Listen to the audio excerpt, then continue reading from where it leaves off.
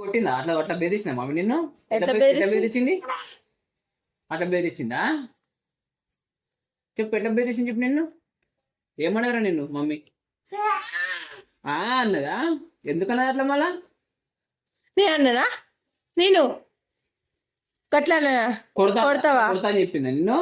కొడతా అన్నదా?